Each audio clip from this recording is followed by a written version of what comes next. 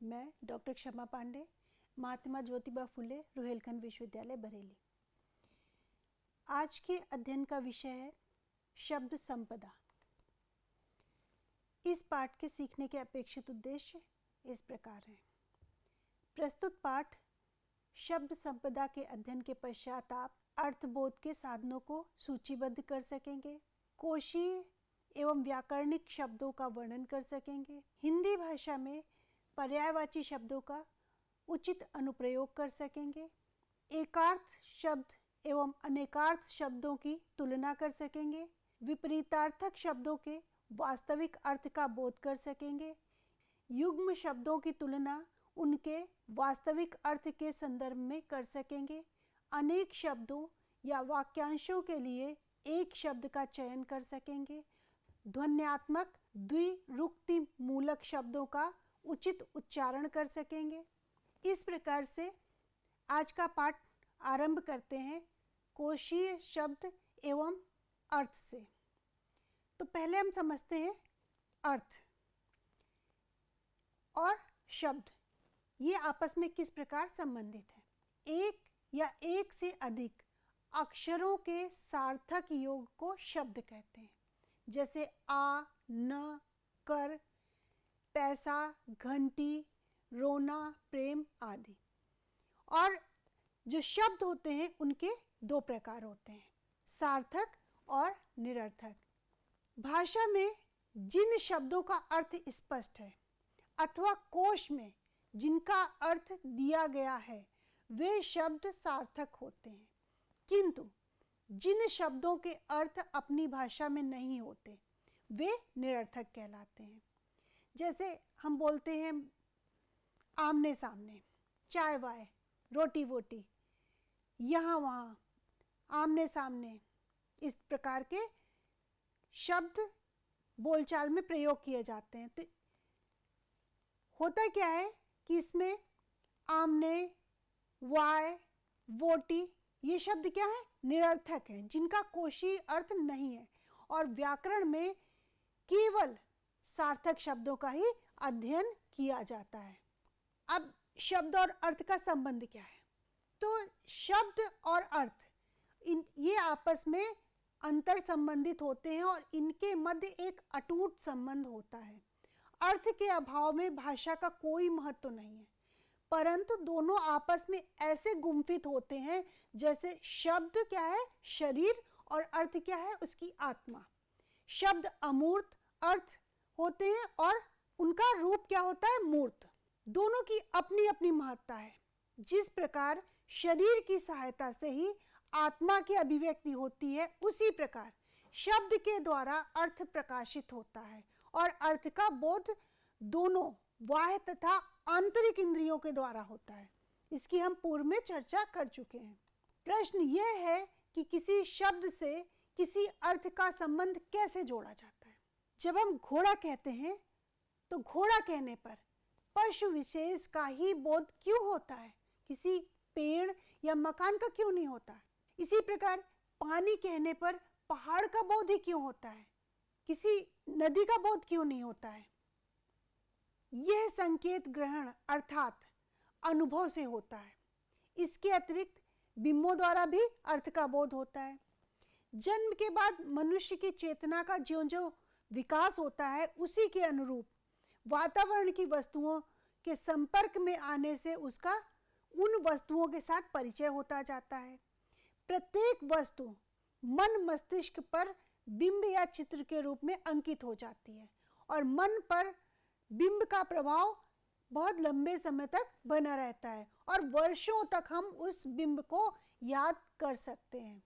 अब जैसे हमारे सामने किसी चौपाए पशु की बात आती है, तो चौपाए पशु को देखने और उसके साथ बार बार कुत्ता शब्द सुनने से मन में इस जीव विशेष की छवि कुछ इस प्रकार से अंकित हो जाती है कि जैसे ही इस शब्द की ध्वनि कानों पर पहुंचती है, जैसे हमारे सामने कुत्ता बोला जाएगा, तो जंतु विशेष कुत्ता का अर्थबोध स्वयं ही हो जाता है और वस्तु और शब्द का यह अंतर्निहित संबंध ही बिंब का निर्माण करता है।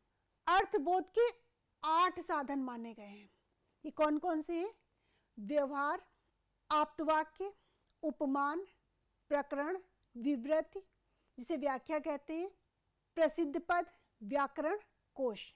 हम यहाँ पर सबकी चर्चा नहीं करेंगे। यह प्रकरण की उपयुक्तता को दृष्टिगत रखते हुए केवल व्याकरण और कोश पर विचार करेंगे। तो हम बात करेंगे कोशीय और व्याकरणिक शब्द क्या होते हैं। शब्दों के अर्थ ज्ञान में व्याकरण का स्थान सर्वाधिक महत्वपूर्ण होता है और इनका महत्व एवं मूल्य कोशों से भी अधिक होता है। कोश अर्थात शब्दकोश। कोश में किसी शब्द को प्रत्येक विभक्ति या काल के रूप में नहीं लिखा जाता है। यहाँ शब्द का मूल रूप रहता है और केवल उसी का अर्थ दिया जाता है, जबकि व्याकरण की सहायता से मूल शब्द से निर्मित या सृजित रूप का अर्थ जाना जा सकता है और ये सुविधा कोश में नहीं होती है। अब जैसे एक उदाहरण लेते हैं, व्याकरणिक नियम कैसे हमें शब्द का अर्थ बताने में सहायता करते हैं। वासुदेव शब्द और दूसरा शब्द है दाशरथी। तो वासुदेव का अर्थ है वासुदेव का पुत्र और दाशरथी इस शब्द का अर्थ होगा दशरथ का पुत्र। तो यह व्याकरण की सहायता से ही ज्ञान होता है कि इसका अर्थ क्या है। एक एक शब्द के अनगिनत भेद के साथ उनके अलग अलग अर्थ भी संयोजित होते हैं और यह ज्ञान व्याकरण की सहायता से होता है, कोश द्वारा नहीं होता। शब्द के इन विविध रूपों और भेदों को जानने का एकमात्र साधन क्या है? व्याकरण। इस प्रकार भाषा के व्यापक ज्ञान और अर्थबोध के लिए व्याकरण का अध्ययन आवश्यक होता है। भाषा में कुछ ऐसे शब्दों का भी प्रयोग होता है जिनसे हम पूर्ण रूप से भिज्ञ नहीं होते हैं और ये शब्द हमारे लिए पूरी तरीके से अपरिचित होते हैं। इसलिए इन शब्दों का हमारे मन में कोई बिंब नहीं बनता है, कोई इसकी छवि अंकित नहीं होती है। जैसे एक उदाहरण लेते हैं, कुछ शब्द हैं यहाँ पर, ध्यानपूर्वक सुनिएगा। मघवा, बिडौजा, सुत्रामन, सुनामसीर, वृषा। अब ये शब्द क्या आपने सुने हैं? शायद सुने भी हो। वैसे ये अपरिचित शब्द हैं और इन अपरिचित शब्दों के अर्थ जानने के लिए हमें कोश की सहायता लेनी पड़ेगी और जब हम कोश का अध्ययन करते हैं तो हमें पता चलता है कि ये जितने भी शब्द हैं किसके लिए प्रयोग किए गए हैं? इंद्र के लिए। तो इनका अर्थ क्या है? इंद्र। और कोश में प्रत्येक शब्द का अर्थ उसके सामने दिया होता है और उसकी सहायता से किसी भी अज्ञात अथवा अपरिचित शब्द का अर्थ जाना जा सकता है। व्याकरण शब्द के प्रयोग पक्ष को स्पष्ट करता है और कोश जो होता है वो शब्द के अर्थ पक्ष से संबंधित होता है।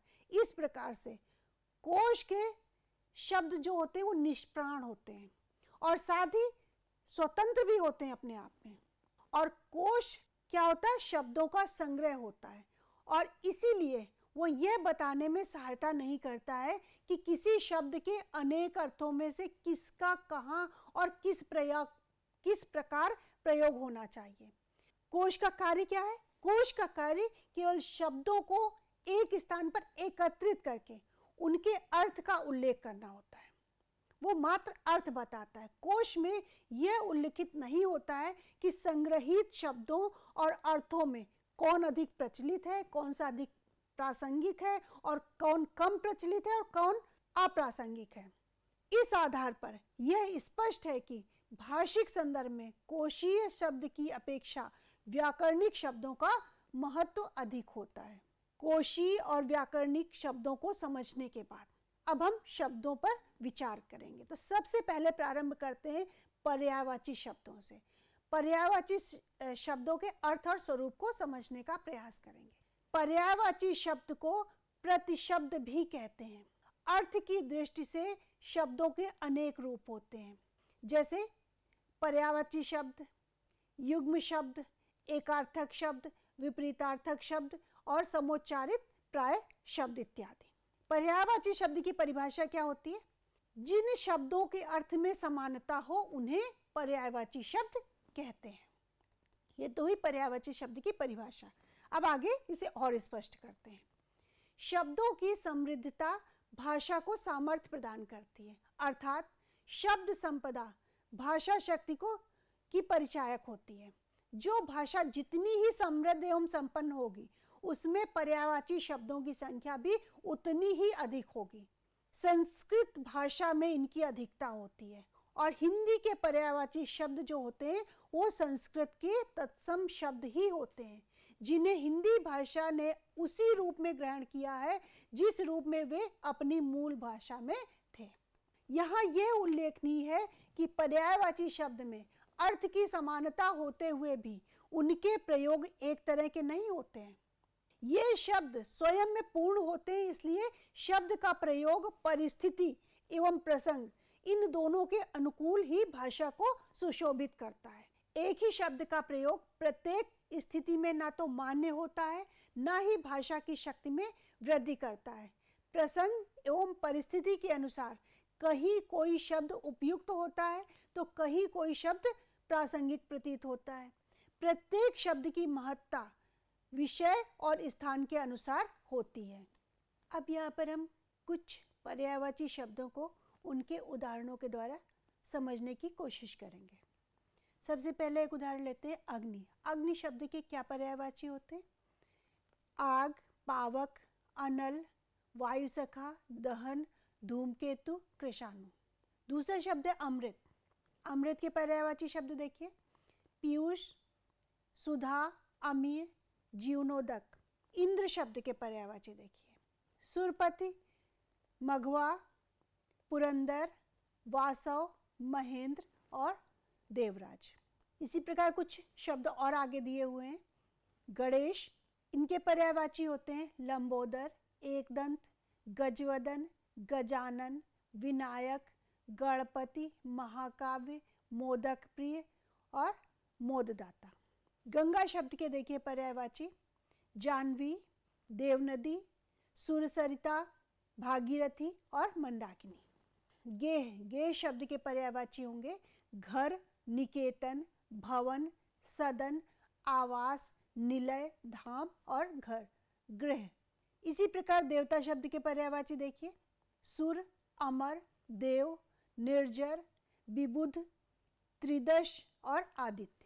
विष्णु शब्द के पर्यायवाची गरुड़ध्वज, जनार्दन, मुकुंद, नारायण, ऋषिकेश, दामोदर, केशव, माधव, गोविंद, लक्ष्मीपति, विभु और विश्वरूप।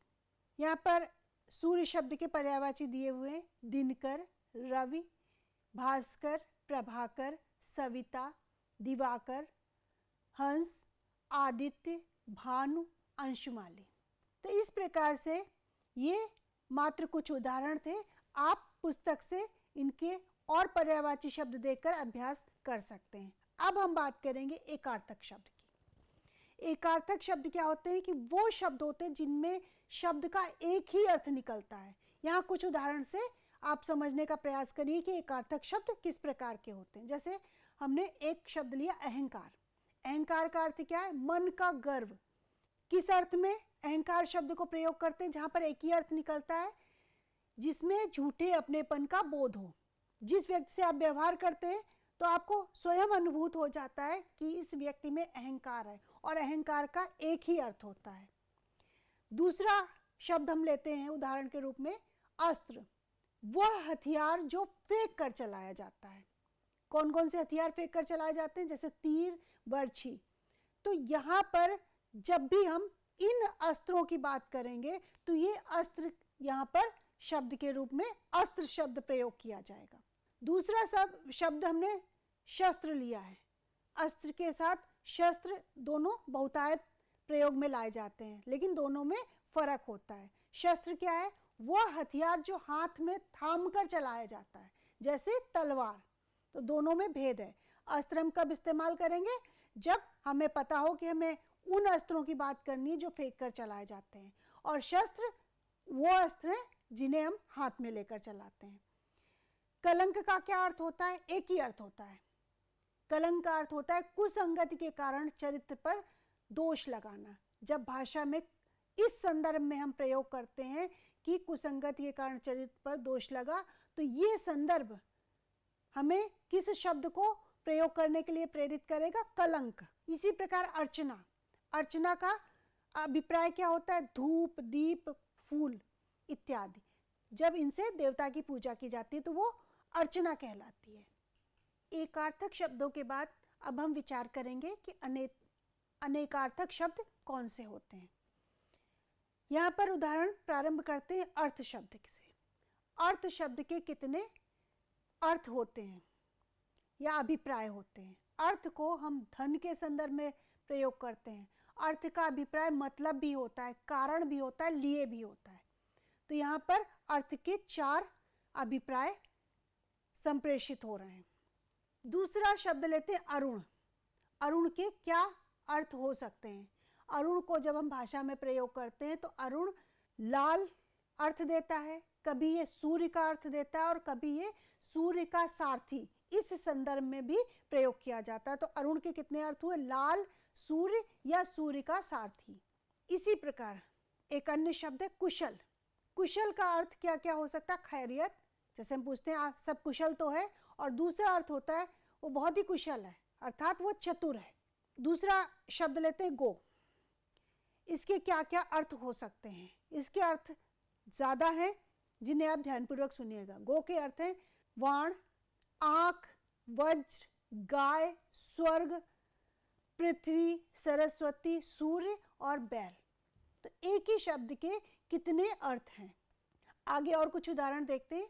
अंक, अंक के कितने अर्थ निकलते हैं, जिन्हें हम भाषा में अलग अलग संदर्भों में प्रयोग करते हैं। अंक के अर्थ देखिए, गिनती के अंक, नाटक के अंक, अध्याय, चिन्ह, संख्या, भाग्य। अपेक्षा के कितने अर्थ निकलते हैं? इच्छा, आवश्यकता, आशा, बनिस्बत। खर, खर के भी कई अर्थ होते हैं।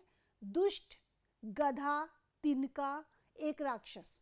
इसी प्रकार गुरु के भी कई अर्थ होते हैं। गुरु को, शिक्षक को भी गुरु कहते हैं। ग्रह विशेष होता है, गुरु ग्रह होता है। बृहस्पति को गुरु कहते हैं। श्रेष्ठ और भार। तो इस प्रकार से यहाँ पर आपको ये उदाहरण संक्षेप में प्रस्तुत किए गए, जिनमें एक शब्द के अनेक अर्थ निकल रहे हैं। तारा शब्द देखें, आंख की पुतली को तारा कहते हैं, नक्षत्र को तारा कहते हैं। बाल की स्त्री भी, उनका नाम तारा था, और बृहस्पति की स्त्री थी, उनका भी नाम तारा था। तो ये कई संदर्भों में प्रयोग होता है। मित्र, दोस्त को मित्र कहते हैं। सूर्य, प्रिय, सहयोगी, सभी के लिए मित्र शब्द का प्रयोग हो सकता है। इसी प्रकार और भी शब्द हैं, जैसे हस्ती, हाथी और अस्तित्व के लिए प्रयोग होता है, और वन, ये जंगल और जल के लिए प्रयोग में लाया जाता है। अनेकार्थक शब्दों को समझने के बाद अब हम विचार करेंगे विलोम या विपरीतार्थक शब्द कौन से होते हैं। कुछ यहाँ पर शब्द दिए गए हैं जो विपरीतार्थक हैं, और विपरीतार्थक क्यों है? क्योंकि ये अपने सामने वाले शब्द के सर्वदा विपरीत अर्थ देते हैं। विलोम शब्द में एक बात का स्मरण रखा जाना चाहिए कि संज्ञा शब्द का विपरीतार्थक संज्ञा होता है, और विशेषण का विलोम शब्द विशेषण ही होना चाहिए। उदाहरण देखिए, शब्द यहाँ पर एक स्तंभ में शब्द दिए गए हैं और दूसरे स्तंभ में उनका विलोम शब्द या विपरीतार्थक शब्द दिया गया है। सशंक, इसका विपरीतार्थक शब्द क्या होगा? निशंक। स्वधर्म, स्वधर्म का विपरीत शब्द क्या हुआ? विधर्म या परधर्म। समष्टि, व्यष्टि। समास, व्यास। श्रृंखला, विश्रृंखला। शत्रु, और उसका विपरीत क्या हुआ? मित्र। अब हम बात करेंगे युग्म शब्द की या समोच्चारित प्राय भिन्नार्थक शब्दों की। हिंदी में अनेक ऐसे शब्द प्रयोग में लाए जाते हैं जिनके उच्चारण में मात्रा या वर्ण की सूक्ष्म भिन्नता के अतिरिक्त प्रायः समानता पाई जाती है, किंतु उनके अर्थ में भिन्नता होती है। इसलिए इनका अर्थ संबंधी अति सूक्ष्म अंतर भी उचित प्रकार से हमें समझ लेना चाहिए।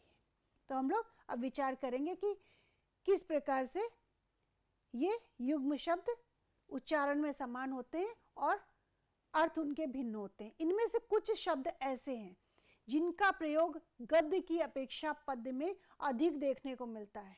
भाषा में पाए जाने वाले इस प्रकार के शब्दों को युग्म शब्द या समोच्चारित प्राय भिन्नार्थक शब्द कहते हैं। इनके कुछ उदाहरण हम देखते हैं। यहाँ पर देखिए, प्रथम स्तंभ में एक शब्द दिया है अंश, और इसका अर्थ क्या लिखा हुआ है? कंधा। इसी अंश शब्द का दूसरा अर्थ क्या होता है? हिस्सा। इसी प्रकार दूसरा हम शब्द लेते हैं अभिराम। इसका अर्थ क्या है? सुंदर। और दूसरा शब्द क्या है? अविराम, निरंतर। यहाँ पर पहले शब्द में तो शब्द ही समान थे, लेकिन दूसरा शब्द आप ध्यान से देखिएगा, अभिराम भ है और दूसरे में क्या है? अविराम। तो बिल्कुल सूक्ष्म अंतर होने से ही इनमें अर्थ में परिवर्तन स्पष्ट प्रतीत होता है। अभिराम का अर्थ है सुंदर और अविराम का अर्थ है निरंतर। और उदाहरण देखते हैं। अली उच्चारण करेंगे तो अली का अर्थ होता है भौरा, और अगर शब्द अली हो गया तो अली का अर्थ होता है सखी। इसी प्रकार दूसरा शब्द लेते हैं आदि। आदि का अर्थ होता है आरंभ, और अगर उच्चारण परिवर्तित करके शब्द का रूप क्या है? आदि। आदि का अर्थ क्या है? अभ्यस्त या व्यसन के संदर्भ में भी इसे लिया जाता है कि हम किसी चीज के आदी हो गए। अब हम विचार करेंगे अनेक शब्दों या पदों के लिए एक शब्द या एक पद।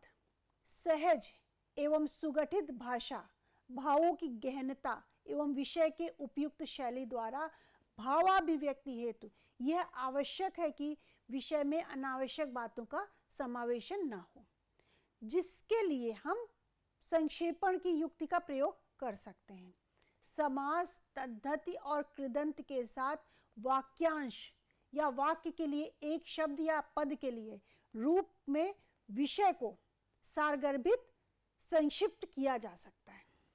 भाषा के संक्षिप्त रूप के विषय में मूल रूप से वाक्यांश या वाक्य के शब्दों के अनुसार ही एक शब्द या पद का निर्माण किया जाना चाहिए। सारगर्भित भाषा हेतु वाक्यांश को संक्षेप में सामासिक पद का रूप दिया जाता है। कुछ ऐसे लाक्षणिक पद या शब्द भी होते हैं जो स्वयं में एक वाक्य या वाक्यांश का अर्थ निहित रखते हैं। यदि लेखन में इन एकांश पदों के संक्षिप्त शब्द रूपों का ध्यान रखा जाता है, तभी रचनाकार अन्य शब्दों में गूढ़ार्थ को प्रस्तुत करने का कौशल अर्जित कर सकते हैं। अब यहाँ पर हम आपके अभ्यास हेतु कुछ उदाहरण प्रस्तुत कर रहे हैं। वाक्य खंड और उसके लिए प्रयुक्त एक शब्द, जैसे जिसके पार न देखा जा सके, इसके लिए एक शब्द क्या होता है? अपारदर्शक। दूसरा वाक्य खंड लेते हैं, जिसके समान द्वितीय नहीं है, इसका एक शब्द क्या होगा? अद्वितीय। जो सब कुछ जानता है अर्थात सर्वज्ञ। जो किए गए उपकारों को मानता है, कृतज्ञ। जिसका कोई शत्रु नहीं है, उसके लिए एक शब्द क्या है? अजात शत्रु। अनुचित बात के लिए आग्रह क्या कहलाता है? दुराग्रह। अब हम बात करेंगे एक शब्द और उसके विभिन्न प्रयोग। हिंदी भाषा की विशेषता होती है कि ये शब्दों से भाषा में लावण्यता लाती है, मधुरता लाती है, और भाषा इन शब्दों के प्रयोग से अलंकृत हो जाती है, सुशोभित हो जाती है। इस भाषा में अनेकों ऐसे शब्द प्रयोग में आते हैं जो संदर्भ सापेक्षिक होते हैं। जैसे ही भाषिक संदर्भ परिवर्तित हुआ, शब्द का अर्थ भी प्रसंग एवं संदर्भ के अनुरूप परिवर्तित हो जाता है।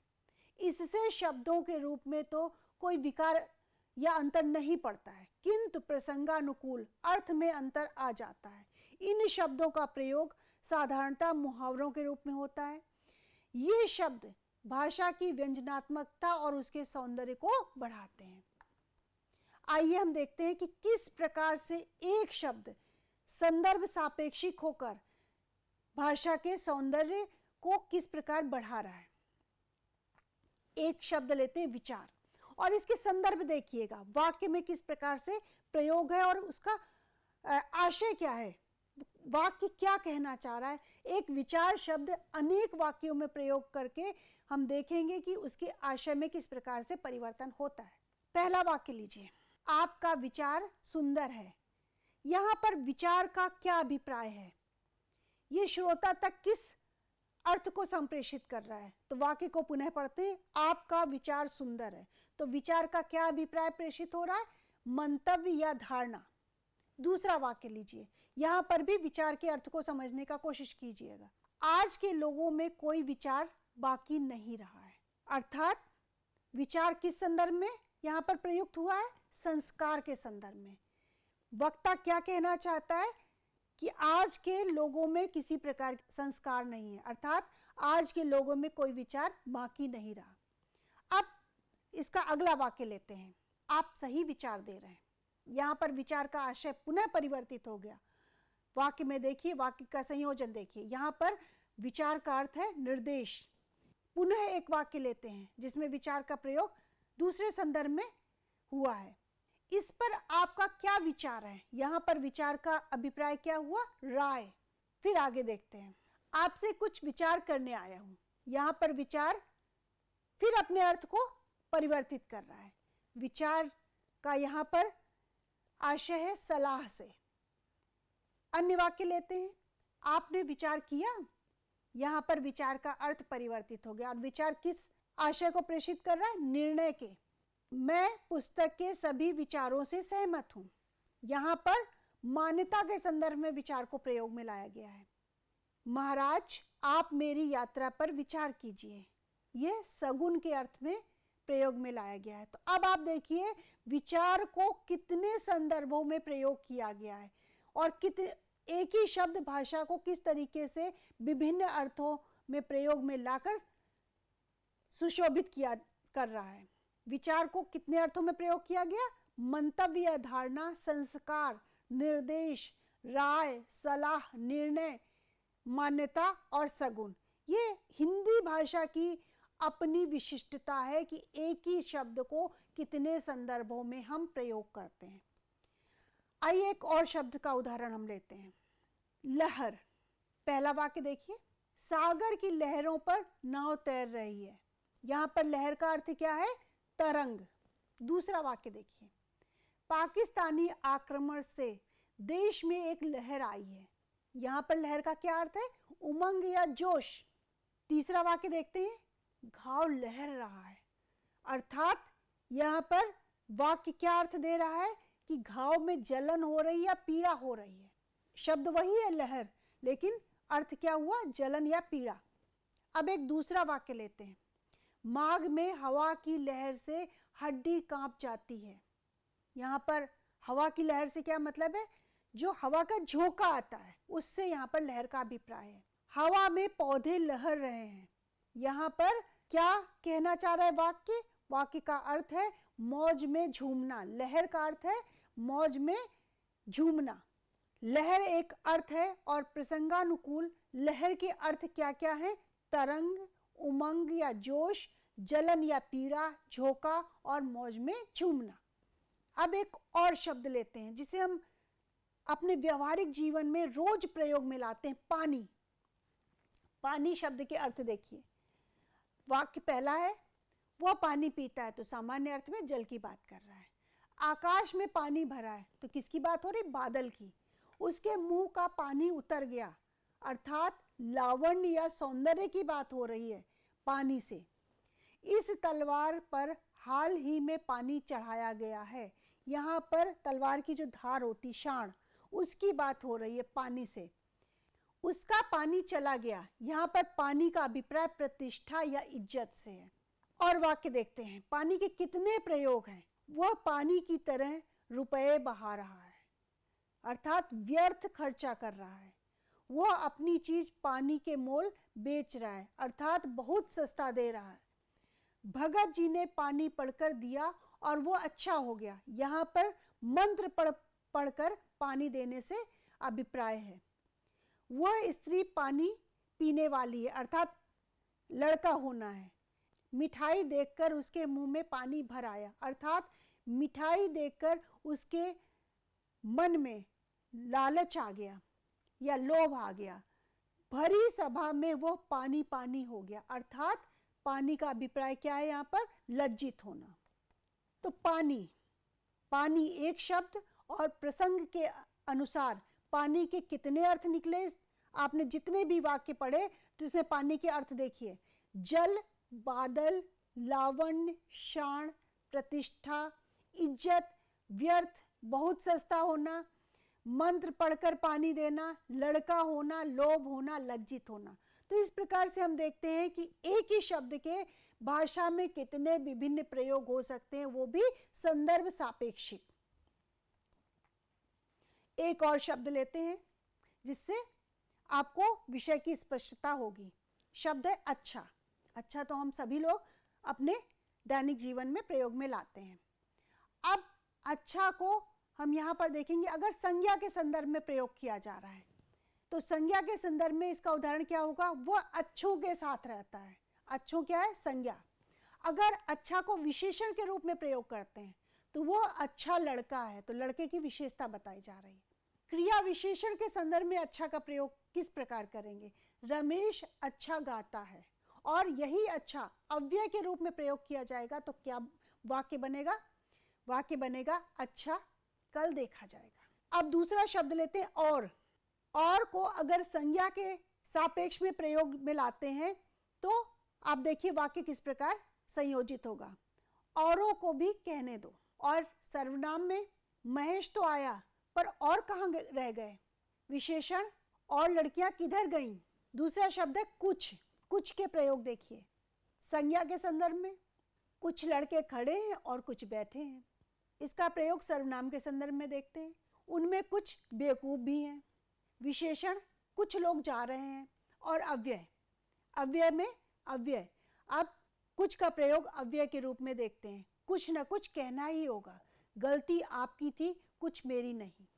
शब्द भला देखते हैं। भला के प्रयोग को भी हम संज्ञा, विशेषण और अव्यय के रूप में देखते हैं। संज्ञा के संदर्भ में भला का प्रयोग क्या होगा? अब किसका भला नहीं होगा? ये संज्ञा के संदर्भ में हुआ। विशेषण आप भला तो जग भला। और अव्यय के रूप में भला शब्द का प्रयोग देखिए। भला मैं क्या कर सकता हूं? एक दूसरा शब्द लेते हैं सुंदर। विशेषण के संदर्भ में सुंदर का प्रयोग देखिए। यह बालक सुंदर है। और क्रिया विशेषण के संदर्भ में इसका प्रयोग देखिए। श्याम सुंदर लिखता है। अब यहीं पर यह पाठ समाप्त होता है। निष्कर्ष के रूप में सार आपके समक्ष प्रस्तुत है। सारांश यह है कि शब्दों के अर्थ ज्ञान की दृष्टि से व्याकरण का स्थान शब्दकोशों से अधिक महत्वपूर्ण और मूल्यवान होता है।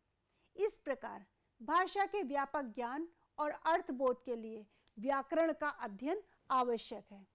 इस पाठ में सर्वप्रथम शब्द संपदा की दृष्टि से पर्यायवाची शब्दों की विवेचना की गई। जिन शब्दों के अर्थ में समानता हो उन्हें पर्यायवाची शब्द कहते हैं।